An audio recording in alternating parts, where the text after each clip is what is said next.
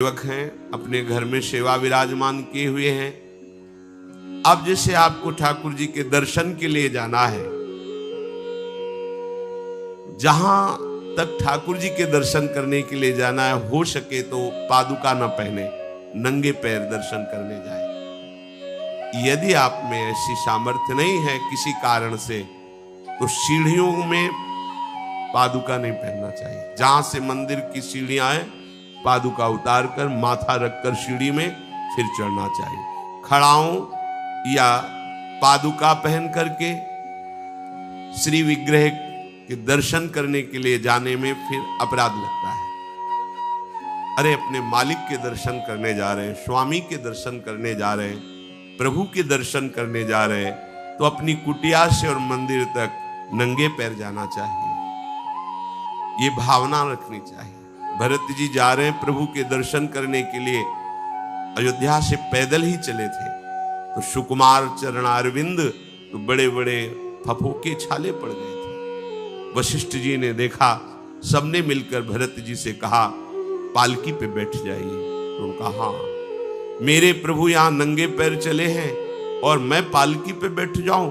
उचित तो यह है कि अपने प्रभु के दर्शन के लिए मैं जा रहा हूं, तो जहां जहां प्रभु के चरण पड़े वहां मेरा शीश पड़े, अर्थात सिर भर जाऊं। उचित मोरा सबते सेवक धर्म कठोरा, यहां मैं सर के बल चल के जाऊं, पर असमर्थ हो। तो आप कह रहे हैं पैर में छाले पड़ गए, आप सवारी में बैठ जाइए, ऐसा नहीं हो सकता। तो अपने प्रभु के दर्शन करने के लिए जब जाए, तो हो सके सामर्थ्य हो तो पादुका न पहने, कोई खड़ाऊं चप्पल जूता आदि ना पहने। अगर पहने तो बस सीढ़ी तक ही पहन कर जाए, ऊपर सीढ़ियों की नहीं। इतने सुकुमार मत बनो, ये आग में जलाया जाएगा शरीर, ये गाड़ दिया जाएगा शरीर, इससे ज्यादा प्यार ना करो। दूसरा, प्रभु के जो उत्सव हैं, कृष्ण जन्माष्टमी, राधा अष्टमी और भी जो भागवतिक उत्सव हैं, यदि आप अपने आराध्य देव का उत्सव नहीं मनाते हैं, तो ये सेवा अपराध है, मनाना चाहिए। चार लोग मिल करके सुंदर फूलों से पत्रों से श्रृंगार करके प्रभु की जय घोष करनी चाहिए, प्रभु की कथा करनी चाहिए, आपस में बैठ करके भगवान के जन्म अवतार की, लीला अवतार की कथा कहे, नाम कीर्तन करे। अगर ऐसा नहीं करता तो ये अपराध है।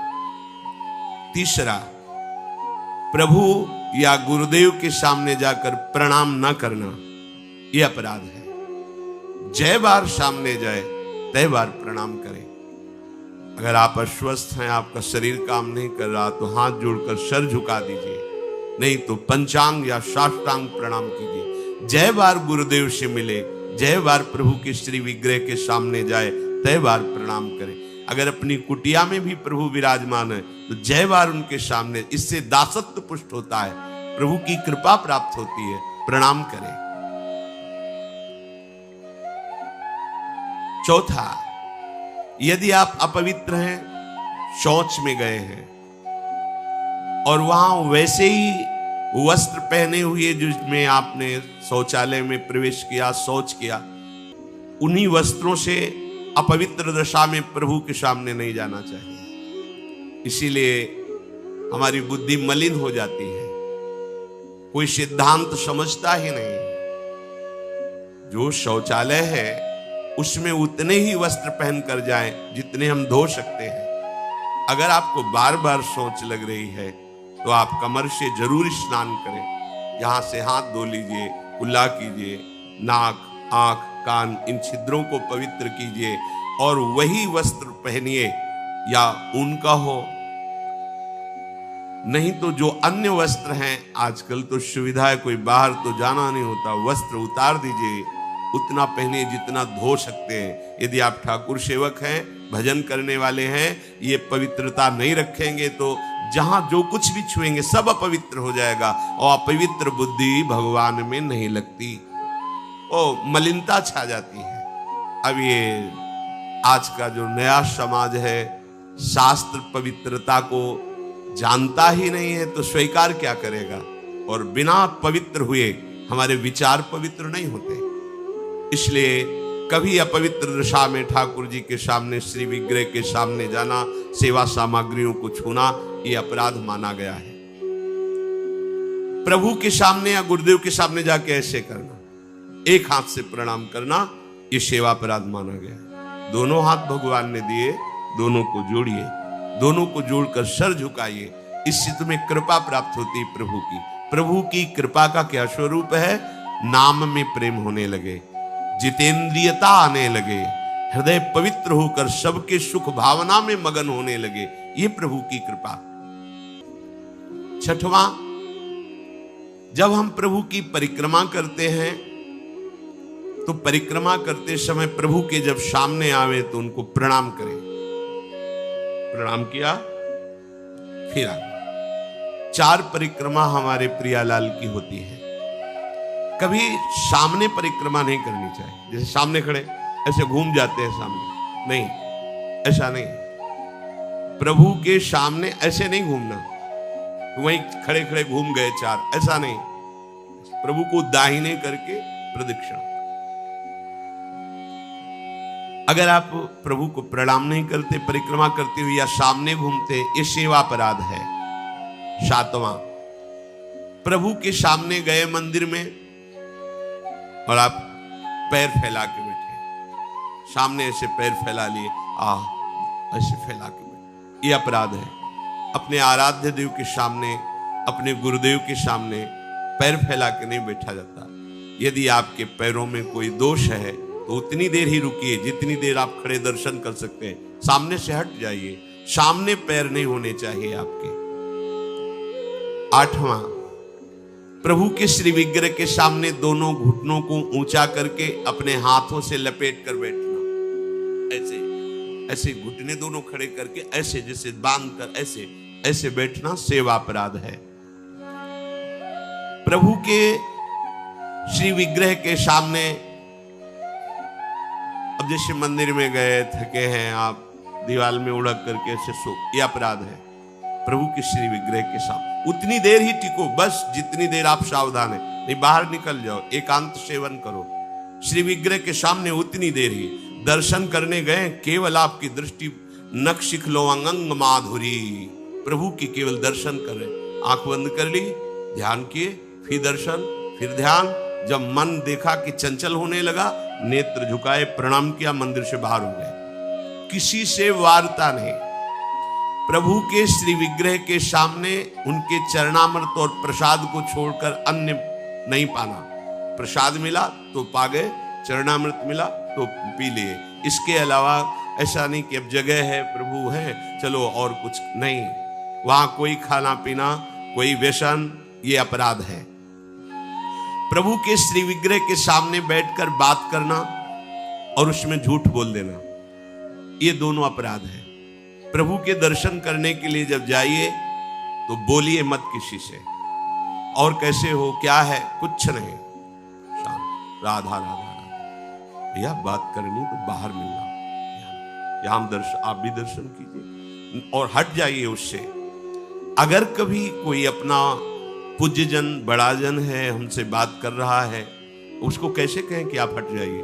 तो जितनी बात हो भागवतिक हो और सत्य हो, क्योंकि वहां सत्य साक्षी देने की नहीं, प्रभु विराजमान है। वहां का झूठ तुम्हारे पुण्यों को नष्ट कर देगा। पहले भी जब कोई बात सत्य कहलानी होती थी तो कहा जाता था मंदिर में चढ़ के बोल दो, फिर हम दोबारा तुमसे नहीं पूछेंगे। वो हाँ चलो, तो मंदिर में बोल रहा है मतलब सत्य बोल रहा है। प्रभु के सामने झूठ बोलना या अन्य वार्ता करना, यह अपराध है।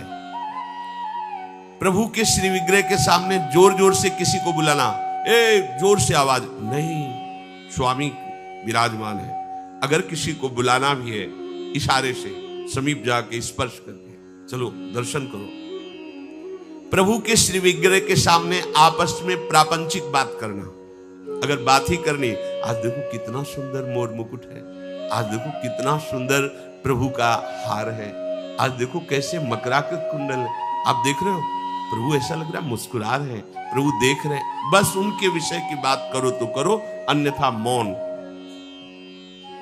प्रभु के श्री विग्रह के सामने लड़ाई झगड़ा कर देना, अगर आप बिहारी जी के सामने, राधा वल्लभ जी के सामने, राधा रमण जी के सामने कोई आपको धक्का दे रहा है, कोई आपको कटु व्यवहार कर रहा है, आप चुप रहिए। आपको प्रतिकार नहीं करना, मालिक हैं वो देख रहे हैं, बिल्कुल शांत रहिए। बहुत बड़ा हिसाब हो जाएगा आपका, जन्म जन्मांतरों के अशुभों का नाश हो जाएगा। और अगर लौट कर आपने गाली दे दी और थप्पड़ मार दिया तो ये कलह आपके पुण्यों का नाश कर देंगे। बहुत सावधानी से भगवत दर्शन किए जाते हैं। प्रभु के श्री विग्रह के सामने किसी को किसी भी प्रकार से पीड़ा देने की भावना कर लेना, भावना भी नहीं करनी पीड़ा देने की, प्रगट में देने की तो बात जाने दो। नहीं नहीं, प्रभु मानो आपने को कोई पीड़ा पहुंचा है तो प्रभु आप सर्व सामर्थ्यशाली, इसकी बुद्धि शुद्ध कर दो, इसका मंगल हो जाए। तो उसकी शुद्ध होगी कि नहीं, उसका मंगल होगा कि नहीं, प्रभु जाने। आपका मंगल हो जाएगा, आपकी बुद्धि शुद्ध हो जाएगी। प्रभु के श्री विग्रह के सामने किसी को आशीर्वाद देना, आप प्रभु के दर्शन करने गए, कोई आपको प्रणाम कर रहा, खुश रहो, जय हो जय, नहीं, देखना भी नहीं उधर, सीधे प्रभु की तरफ देखो। वहां कोई भी कहीं भी किसी को भी प्रणाम करे, प्रणाम प्रभु को हो रही है। आप बिल्कुल ये मानकर कि मेरे को प्रणाम कर रहा है उसको आशीर्वाद, बिल्कुल नहीं, प्रभु की तरफ केवल देखें। अगर किसी को ऐसे तो वो अपराध बनता है।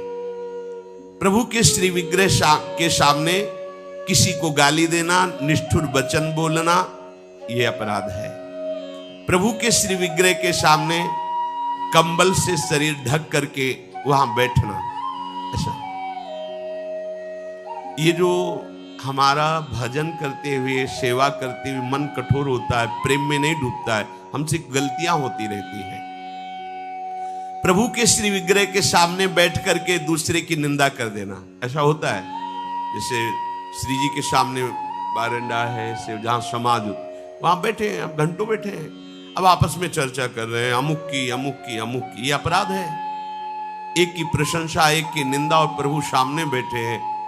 वहां बैठना है तो मंत्र जप करो, नाम जप करो, या पद गान करो जिनमें उनकी लीलाओं का गायन किया गया है।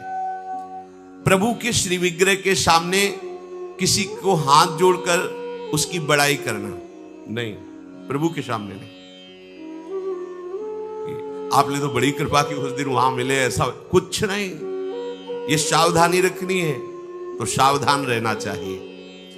प्रभु के श्री विग्रह के सामने हंसी मजाक, अश्लील शब्दों का उच्चारण करना, एक दूसरे से हंसी मजाक कर रहे हैं, सेल्फी ले रहे हैं, ये सब नाटकबाजी नहीं तो आए हो धाम में कृपा प्राप्त करने के लिए और बन जाएगा अपराध। प्रभु के श्री विग्रह के सामने अधोवायु आदि का त्याग करना, ऐसा कुछ है, एक झलक लीजिए, बाहर जाइए, वहां मर्यादा है। ये कोई ऐसा नहीं कि मनोरंजन का स्थान हो, इन्हीं की कृपा से हमारा जीवन सत मार्ग में चलता है। वो आपसे सच्ची कहते हैं, ये हमारे प्रभु राधा वल्लभ लाल जी, बांके बिहारी लाल जी, राधा रमण लाल जी, ये मूर्तिकार की रचना नहीं, साक्षात प्रिया प्रीतम है। हमारी भावना नहीं बन पा रही इसीलिए है, नहीं तो इनके इशारे होते हैं, ये मुस्कुराते हैं और जो आप बात करोगे उसका उत्तर आपको मिल जाएगा, आपके ही हृदय में बैठकर उत्तर दे देंगे। कई बार ऐसी प्रभु की तरफ से इशारे होते हैं कि साक्षात प्रभु विराजमान है, बस आपकी भावना जाकी रही, भावना जैसी प्रभु मूर्ति देखी तिन तैसी। और सेवा में आपके पास सामर्थ्य है पर आप साधारण चीजों से प्रभु की सेवा कर रहे हैं तो यह अपराध है। जैसे एक दिन कहा था कि ठाकुर जी के सामने तो चिरौरी रखवा दी, और आप पूरा परिवार पकौड़ी हलवा से बाल भोग कर रहे हैं, यह अपराध है। ऐसा नहीं। यदि आपके पास नहीं है तो बाजरे की आधी रोटी से ठाकुर जी प्रकट हो गए धन्ना जी के यहां। प्रभु को नहीं चाहिए, वो तो विश्व का भरण पोषण करने वाले स्वयं विश्वात्मा है।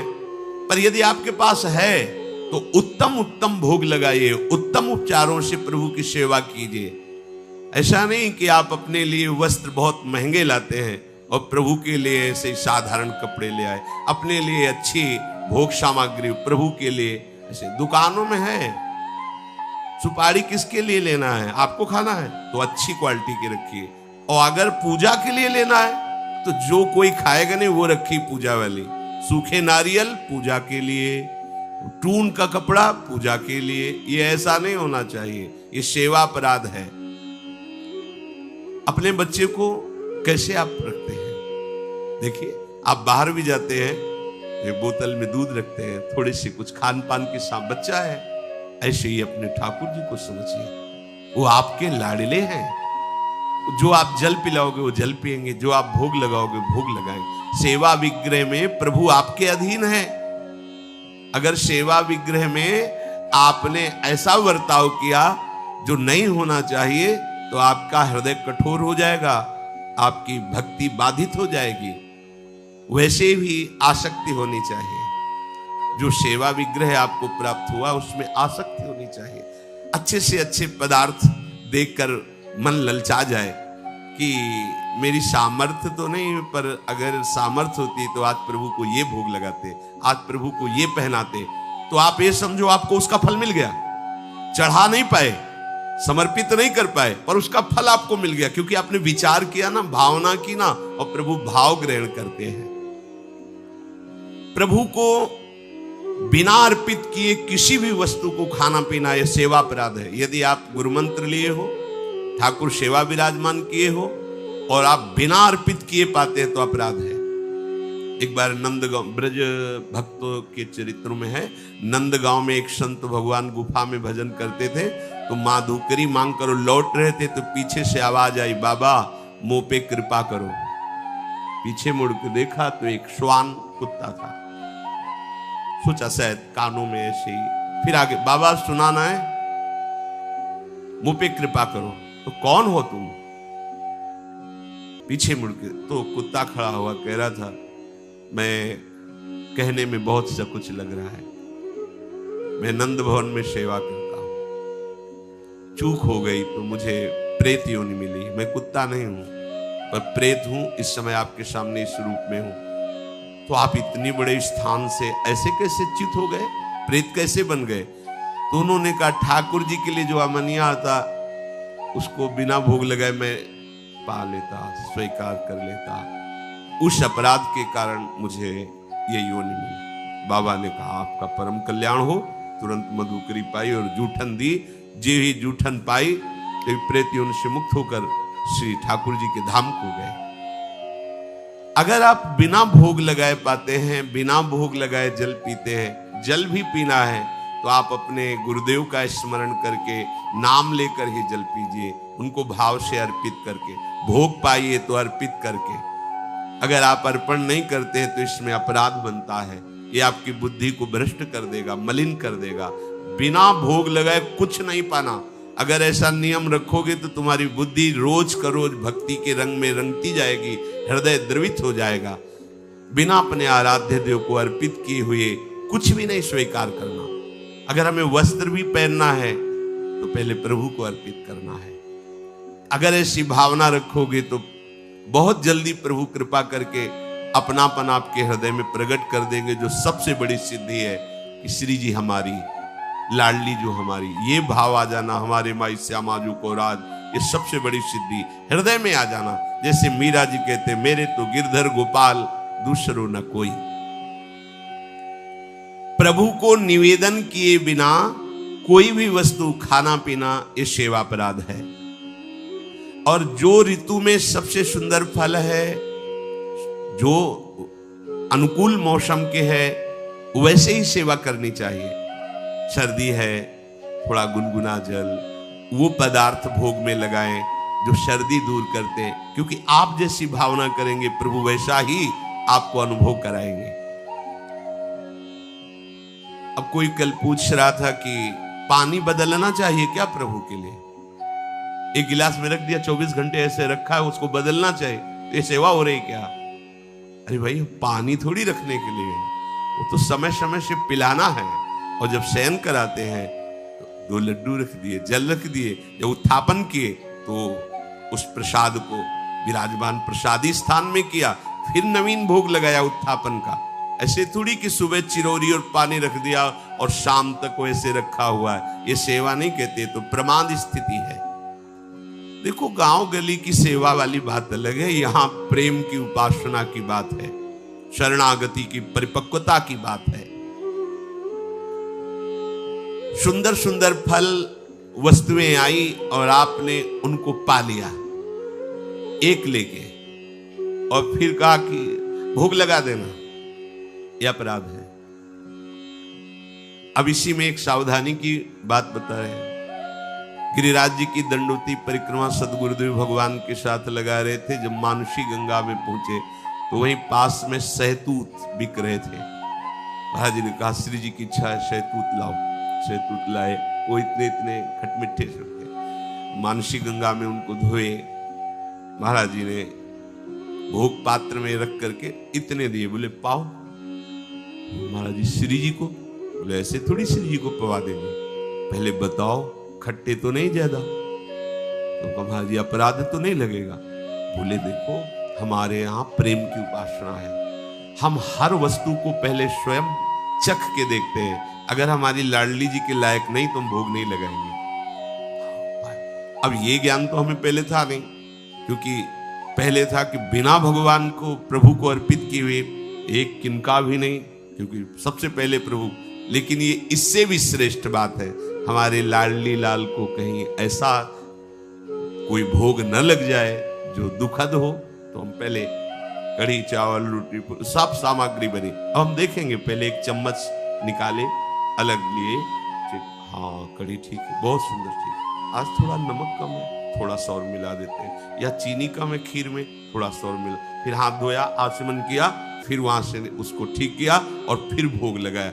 ये प्रेम की उपासना की। यहां जो बात कह रहे कि अच्छे अच्छे फल लेके उठाए खा लिए, हाँ अपने स्वाद बुद्धि से अपने उदर पर पोषण के लिए यदि आपने ले लिया है, अब आपने कोई भोग सामग्री लड्डू या पेड़ा रखे हुए हैं श्री जी के लिए, रोज भोग लगता है, और डिब्बा को खोला है, प्यास लगी है, एक पेड़ा लिया, पानी लिया, और वो अमनिया नहीं रह गया। अब आपने ले लिया, पहले तो अपराध लगा कि आपने अमनिया पाया, दूसरा सादा वो पदार्थ जो रखा था वो सब बेकार हो गया, श्री जी के भोग लायक नहीं। बहुत होश में सेवा में प्रभु के श्री विग्रह के सामने पीठ करके बैठ जाना। सामने श्री जी विराजमान है तो उनके सन्मुख होकर के बैठिए या साइड में बैठिए, ठीक उनके सामने पीठ नहीं होनी चाहिए।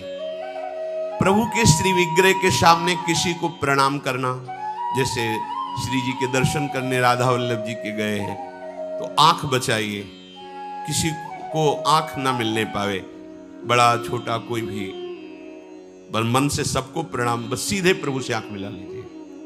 अगर वहां गुरु जी पधारते हैं या गुरु स्वरूप महापुरुष कोई पधारते हैं तो श्री विग्रह के सामने से हट जाइए और दूर हो करके फिर उनको लक्ष्य करके प्रणाम कीजिए, पर सामने नहीं। जैसे ऐसे सामने दर्शन कर रहे हैं तो उसमें हम प्रणाम करेंगे तो उनकी दृष्टि हमारी तरफ आएगी, तो हमारे द्वारा ये बाधा पड़ गई उनकी एकाग्र। और दूसरी बात, शास्त्र मर्यादा भी है प्रभु के साथ। अगर आप प्रणाम करते हैं, कई बार हमने देखा है कि जैसे सदगुरुदेव भगवान दर्शन कर रहे तो हिम्मत ही नहीं थी कि प्रणाम कर लो, क्योंकि उन मतलब वो उनकी कृपा से मन पर इतना शासन था, बिल्कुल पीछे साइड में उनके सामने जाने की, क्योंकि वो आंख जब मिल रही तो फिर बीच में नहीं। जैसे कभी अचानक ऐसा प्रणाम मुद्रा में हुए तो बाहर निकल के कह दिया, श्री जी के इस दरवाजे से लेकर उस दरवाजे के बीच में कभी भी ये व्यवहार वृत्ति नहीं होनी चाहिए। ये प्रणाम नमस्कार, ये बातचीत लेना देना बिल्कुल नहीं, चाहे हम हो या कोई हो। अब उनका आदेश तो ऐसे नेत्र से प्रणाम किया अपने दर्शन। श्री जी के सामने, श्री विग्रह के सामने किसी को प्रणाम न करना, श्री जी के सामने प्रणाम न करवाना और प्रणाम न करना, केवल श्री जी को प्रणाम करना। हाँ गुरुदेव हैं उनको मानसिक प्रणाम कर, लेकिन उनसे भी प्रार्थना करना, बातचीत करना, कोई सलाह लेना या कोई चर्चा करना निषेध किया जा रहा है। कुशल प्रश्न, उनका स्तवन आदि, क्योंकि उनको विघ्न पड़ेगा। हमारी श्री जी में गुरुदेव में अंतर नहीं, लेकिन इस समय गुरुदेव की दृष्टि श्री जी में है। अगर हम जरा भी बातचीत की, प्रणाम कर रहे तो उनकी चित्तवृत्ति, उनकी दृष्टि हमारी तरफ आएगी, ये हमारे द्वारा अपराध बन गया। हम उनको सुख प्रदान करने के लिए हम छुप जाएं कि वो हमें देखे भी ना और वो श्री जी को देखे। अपने मुख से अपनी प्रशंसा करना, ये सेवापराध के अंतर्गत है। सेवक को कभी स्वामी के सिवा किसी की प्रशंसा नहीं करनी चाहिए, ना अपनी ना पराये की, केवल अपने आराध्य देव की बात। किसी की भी निंदा करना बिल्कुल नहीं, ये तो घोर अपराध वृत्ति है। पर निंदा के किए ते आवत नहीं कछुआत, मूर्ख पर्वत पाप को ले चल अपने साथ। अगर हम किसी की निंदा कर रहे हैं तो उसके सारे पाप हमारे पास आ रहे हैं, ये आप सच्ची समझ लीजिए। बिना पाप कर्म किए पाप का बोझा आपके माथे पे लद जाएगा यदि आप किसी की भी निंदा करते। काहे कोई राजा के अन्न का भक्षण करना उप अपराधों में आता है। यदि वो वैष्णव नहीं, भगवत प्रेमी नहीं है, तो राजअन्न को निषेध माना गया है। अंधेरे में श्री विग्रह को रखना, जहां श्री जी विराजमान है वहां एक दीपक ही चाहे जल ले, लेकिन जलना चाहिए, प्रकाश रहना चाहिए। अगर प्रभु शयन भी कर गए तो भी एक दीपक जलना चाहिए। अब तो दीपक की बात ही क्या है, अब तो लाइट व्यवस्था है, तो छोटा सा प्रकाश का ऐसा। जो गुरुदेव ने नियम दिए हैं उन नियम के अनुसार आपकी दिनचर्या होनी चाहिए। मनमानी नहीं, ये मनमानी दिनचर्या का फल होगा गुरु की प्राप्ति, पर भगवत प्राप्ति होगी गुरु प्रदत्त दिनचर्या से। प्रभु के मंदिर में उत्साह पूर्वक प्रभु की सेवा करना, घंटा नाद करना, शंखनाद करना, मृदंग नाद करना, ऐसा। कोई भी अभक्ष वस्तु प्रभु को निवेदन करना ये निषेध है। भगवान ने सब बनाया है तो भगवान को सब हम भोग, हम तो प्याज लहसुन का भी भोग लगा देते, कुछ लोग कहते हैं ये अपराध है। बिल्कुल नहीं, सात्विक भगवान ने आदेश किया है, सात्विक वस्तुओं का भोग लगाइए, इसीलिए निषेध किया जाता है आप ये मत खाइए, आप ये मत खाइए। अरे क्या है, इतनी सी जिब्या है, यहां से स्वाद खत्म है, यहां से स्वाद है नहीं, केवल इतनी जिब्या में जितनी देर रहेगा उतना ही स्वाद है। काहे को इस दुष्ट को इतना चंपल बना दो कि दूसरों का हत्या करके मांस खाने के लिए राजी हो जाए, दूसरों के जीवन को नष्ट करने वाली बना दे। ये स्वादेंद्री रसेंद्री, इसको, ये बड़ी दुष्ट है, इसको शासन में रखो, कुछ नहीं होना, बस इतने से या बेकार, बस उतने ही में स्वाद है। ये आज तक तृप्त नहीं हुई, जीवन हो गया इसको खवाते हुए। ये रसेंद्री इतनी दुष्ट है कि ये बड़े बड़ों को फंसा देती। इसीलिए संतों ने निर्णय किया है कि वो 9 इंद्रियों का विजेता हो, लेकिन ये रसेंद्री का विजेता नहीं तो उसे विजेता नहीं माना जाता। अगर रसेंद्री का विजेता है तो वो सर्व इंद्रियों पर विजय पाया जा सकता। ये रसेंद्री फंसा देती, पक्का फंसा देती। और रसेंद्री का ढीला जनेंद्री का ढीला ही होता है। जिसकी रसेंद्री, उसकी जनेंद्री कंट्रोल में होगी, शासन में होगी। इसलिए कोई भी ऐसा पदार्थ जो नहीं खाना चाहिए, गुरुजनों ने मना किया है, वो नहीं खाना चाहिए। किसी और का जूठन अपने प्रभु को भोग नहीं लगाना चाहिए। सब भगवत स्वरूप है, पर जैसे अपने प्रियालाल को भोग लगाना है, बोले वहीं और भी भगवत स्वरूप विराजमान, उनके आगे थाली करके फिर ले गए प्रियाल, यह अपराध है। एक तो अपने आराध्य देव का अनन्य होना चाहिए, और अपने प्रियालाल का भोग चाहे जो कोई पाले, लेकिन किसी और का अपने प्रियालाल को भोग नहीं लगता है। सर्वोपम नौ निवृत्त निकुंज विहारिणी बिहारी जू का। अब जैसे कोई भोजन आदि बना है और उसको कोई भी जूठा कर दे, कोई भी बच्चा या कोई भी, कैसे उसे प्रभु को हम भोग नहीं लगा सकते। और सेवा करते समय बोलना मना है। जैसे श्री जी को आप स्नान करा रहे हैं, श्रृंगार कर रहे हैं, तो या तो पद गाइए या नाम कीर्तन कीजिए या मंत्र जप कीजिए। बातचीत करते हुए सेवा नहीं, यह अपराध है उप अपराधों में। इतना पाइए कि सेवा पूजा करते समय बार बार वो अधोवायु हो, ये सब, इसीलिए साधक साधक की तरह भोजन पाता है। अगर आपके लीवर में इतनी क्षमता है कि बिना कोई विकार हुए पच जाता है तो कोई बात नहीं है। नहीं, उचित आहार पाना चाहिए। किसी से छीन करके जबरदस्ती प्रभु की सेवा पदार्थ लाना ठीक नहीं है। श्रद्धा से दिए गए पदार्थ से ही भोग लगे। देखो, भगवत मार्ग में टैक्स नहीं लगता है। जो सच्चा भगवत मार्ग में कहीं किसी में टैक्स नहीं है। ये हमारी अलबेली सरकार है, सब फ्री। हाँ, तुम्हारी श्रद्धा है, एक फूल रख दिया, एक फल रख दिया, वो आपस में भोग लगाकर प्रसाद रूप से सेवा में आ जाए। ये करो तो इतने रुपया, यहां पर्चा भरो तो इतने रुपया, यहां तो इतने रुपया, तो वो रुपये ही है, सत्य मार्ग नहीं है। सत्य मार्ग श्रद्धा का विषय होता है, टैक्स का राजकीय मार्ग होता है। टैक्स राजकीय मार्ग में लिया जाता है, भागवतिक मार्ग में श्रद्धा चलती। श्रद्धा पूरा तन मन प्राण सर्वस्व समर्पण, ये मार्ग है। इसमें कि हमने इतने भर दिए हैं रुपए पर्चे में, अब हमको ऐसी जगह मिलेगी, वहां बैठेंगे, सुविधा मिले। यहां रुपए से जगह सुविधा और कृपा नहीं मिलती। यहां मन देने से, प्राण समर्पित करने से, अभिमान समर्पित करने से हमारे हरि की कृपा की प्राप्ति होती है। तो किसी से जबरदस्ती, वो जबरदस्ती ही माना जाता है कि अगर तुम्हें अमुक तो फिर भरो इसमें, वो हमारे ठाकुर जी को स्वीकृत नहीं होता। हाँ, भाव से आया है तो देखो, शबरी जी जूठे बेर प्रभु को अर्पित कर रहे, वाह वाह करके पा रहे। जूठे का तात्पर्य यही हुआ कि पहले चेक किए कि इस पेड़ का बेर खट्टा तो नहीं है, फिर आचमन किया, फिर वो फल उतार कर प्रभु को पवा रही है।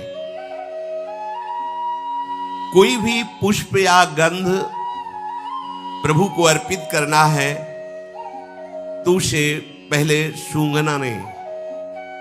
जैसे इत्र है तो खुद इतने सौरभ उसमें आ रहे कि आपको पता चल जाएगा कैसा है। अब उसको ऐसा नहीं कि हाँ ठीक है श्री जी को लगा, नहीं, वो सौरभवाद है, खुद पता चल रहा है। आपने पुष्प लिया, सूंघा, फिर वो श्री जी को वो अर्पित करने लायक नहीं है। निषिद्ध पुष्पों से प्रभु की पूजा ना की जाए, जो प्रभु को चढ़ाने के लिए निषेध किए गए हैं। अब जैसे एक प्रभु को निषेध होते हैं तो दूसरे प्रभु को स्वीकार होते हैं। जैसे हमारी श्री जी को धतूरे का फूल नहीं चढ़ा सकते, लेकिन हमारे महादेव जी के माथे पे धतूरे का फूल चढ़ा सकते। तो ये प्रवीणता गुरु जी से आती कि हमारे आराध्य देव को क्या पसंद है। प्रभु के सेवा कुंज में, सेवा में प्रवेश के लिए पूर्ण पवित्रता, वस्त्र पवित्र, ऐसे नहीं कि ऐसे उठे और ऐसे नहीं, पूर्ण पवित्रता से जाइए। अगर कहीं आपने गृहस्थ धर्म का भोग किया है तो वो वस्त्र पूर्ण रूप से धुल करके पवित्र होकर के ही, उन स्थिति में कभी स्पर्श नहीं करना चाहिए घर के ठाकुर को भी। रजस्वला धर्म में माताएं बहनें होती, 3 दिन तक सेवा से अलग रहकर भजन साधन करे, भगवत चिंतन करे, लेकिन भगवत सेवा में कोई भी जो वस्तु आने वाली उसका स्पर्श न करे। जो अखंड ब्रह्मचारिणी है, वैराग्य भावना से युक्त है, तो उन्होंने अपने जीवन को ही प्रभु को दे दिया, गृहस्थ धर्म को स्वीकार नहीं किया, इसलिए परम पवित्र भगवत भावना में निरंतर सेवारत है। प्रभु को जो दीपक भी स्पर्श करना है उसको अपने प्रयोग में न लावे। प्रभु को कभी किसी शव के साथ यात्रा करना, स्पर्श करना, श्मशान में जाना, तो वस्त्र सहित स्नान करके ही अपने सेवा भवन में प्रवेश करना। अब यहां एक और रहस्य, यदि वो वैष्णव है, विरक्त संस्कार से युक्त है, तो इसके प्राण चले गए हैं, तो शरीर स्पर्श से आप पवित्र होंगे, ना कि स्नान करने की जरूरत है। लेकिन यदि वो गृहस्थ है तो फिर ये प्रक्रिया उसके साथ जाकर फिर लौटते समय वस्त्रों सहित स्नान करें। बिना पवित्र वस्त्र के, धोए वस्त्र के, तो जैसे रात्रि में आप शयन किए हैं, जो वस्त्र पहने हुए, उन्हीं से सेवा में नहीं जाना। रात्रि में शयन किए हुए वस्त्रों को धोया जाता है, प्रातः काल उठ करके उन वस्त्रों का त्याग करके नवीन वस्त्र धारण करके दिनचर्या की जाती है। इसीलिए रात्रि में उतने ही वस्त्र पहने जाते हैं जो सुबह प्रातः शौच आदि में जाकर धोए जाते हैं। गुस्से में भर करके किसी से आप गुस्सा हो गए और सेवा करने जा रहे हैं तो रुक जाइए, पहले गुस्सा शांत कीजिए। क्रोधावेश में अंदर मत जाइए सेवा में।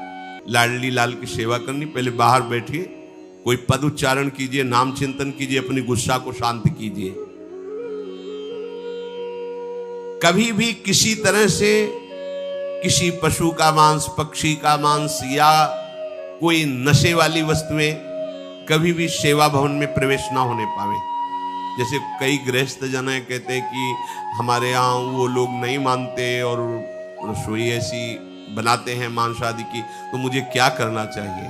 देखो, वो पात्र स्पर्श करने लायक भी नहीं है भगवत सेवक जनों के द्वारा, जो अपने सदगुरु की आज्ञा में रहते हैं, श्री जी की सेवा करते हैं। अब उनके लिए बड़ी समस्या है उस परिवार में, पर जैसे भी बने तैसे देखो, पर वो पात्रों में रांधा हुआ भोजन जिनमें मांस रांधा गया है वो कभी ठाकुर जी को या गुरुदेव को अर्पित करना अपराध माना गया है। कभी ऐसा ना करें।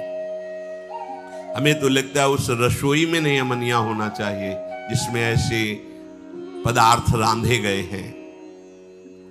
कोई भी उपासक ये गांजा, अफीम, ये नशा करके,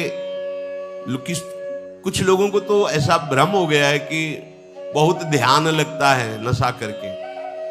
शरीर में तेल आदि लगा करके भगवान की सेवा में जाना निषेध किया गया है।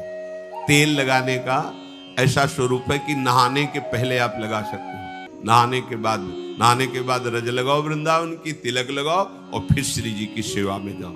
तो इन अपराधों से मुक्त होकर के हमारी सेवा भावना पुष्ट होती है।